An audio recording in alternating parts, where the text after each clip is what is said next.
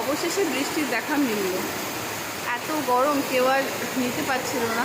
ভাবছিলাম হয়তো বৃষ্টি আছড়ে আছড়ে, মেঘটাও কালো হয়ে রয়েছে। আর এদিকে এই যে আমার বোন আবার ভিজছে। দেখতেই পাচ্ছ কত জল হয়েছে।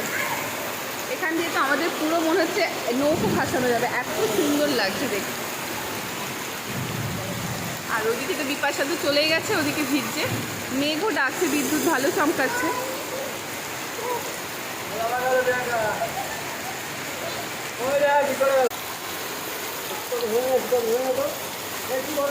কি বলছিস?